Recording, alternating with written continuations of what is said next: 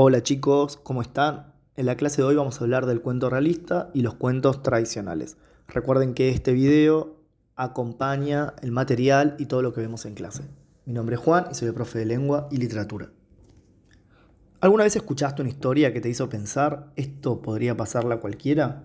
Bueno, eso es lo que busca el cuento realista. Contarnos situaciones que podrían ocurrir en la vida real con personas comunes en escenarios que reconocemos. No hay magia, no hay seres fantásticos, todo suena posible. Ahora bien, ¿qué pasa con los cuentos tradicionales que leímos o nos contaron desde chicos? Cuentos como Cenicienta, Hansel y Gretel o Caperucita Roja. A primera vista parecen relatos llenos de magia y fantasía.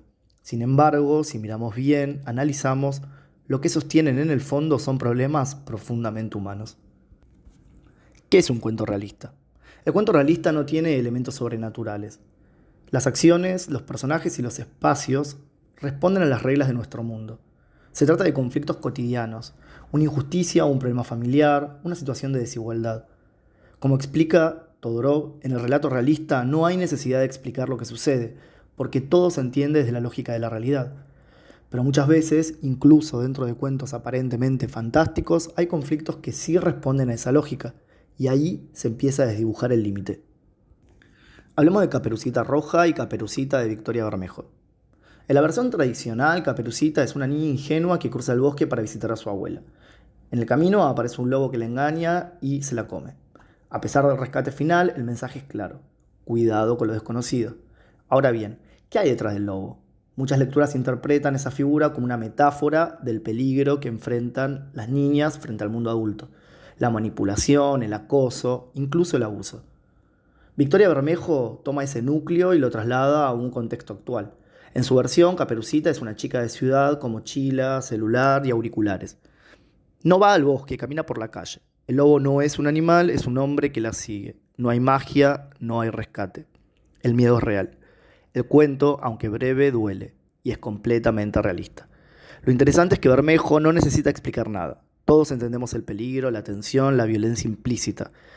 Ese es el poder del realismo, decir mucho con poco. Por otro lado tenemos a Hansel y Gretel de los hermanos Grimm. Acá podemos trabajar el hambre y el abandono. En Hansel y Gretel el detonante no es una bruja mágica, sino una familia pobre que decide abandonar a sus hijos porque no puede alimentarlos. Eso solo ya es un drama.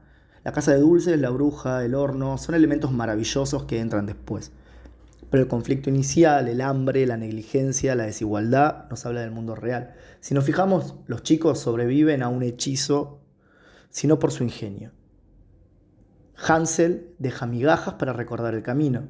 Gretel empuja a la bruja al horno. Es decir, los personajes no son ayudados por la magia, sino que enfrentan a lo terrible con sus propios recursos. Mientras tanto, si hablamos de Cenicienta, podemos tomar como ejes la injusticia, la invisibilidad y el deseo. En Cenicienta, la protagonista vive maltratada por su madrastra y hermanastras. No tiene derecho ni voz. Es invisible. Recién cuando se presenta al baile, gracias a la ayuda mágica de una madrina, puede ser vista, reconocida, deseada. Pero lo más importante es lo que pasa antes del hechizo, su sufrimiento cotidiano, su deseo de ser alguien, de salir de ese lugar opresivo. Lo maravilloso aparece como una herramienta para contar algo muy real, el deseo de escapar de la exclusión. Incluso podríamos decir que el famoso zapato de cristal funciona como metáfora. Solo alguien que realmente la entienda, que se tome el tiempo de buscarla, podrá resolverle su lugar en el mundo. Es una historia sobre justicia social disfrazada de cuento de hadas. Los hermanos Grimm no inventaron estas historias, las recopilaron de la tradición oral europea, y en esa tradición la fantasía no era solo para entretener, era una forma de hablar de lo que dolía. El hambre, el abandono, la violencia familiar, miedo a lo desconocido. La magia era una manera de narrar lo que no se podía decir directamente, lo que todos estaban atravesando en esa Europa.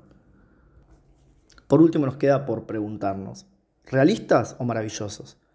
Entonces, ¿son cuentos maravillosos o son cuentos realistas? La respuesta es ambos. Lo maravilloso es la forma, lo realista muchas veces es el contenido. Y eso explica por qué estos cuentos nos siguen hablando incluso hoy. Como dijo el escritor G.K. Chesterton, los cuentos de hadas no les dicen a los niños que existen dragones, ya lo saben. Los cuentos les dicen que los dragones pueden ser vencidos. Entonces, la próxima vez que leas un cuento de hadas, pregúntate, ¿qué hay detrás de la magia? ¿Qué parte de esa historia sigue siendo real hoy? ¿Y cuál es el dragón que como sociedad todavía no vencimos?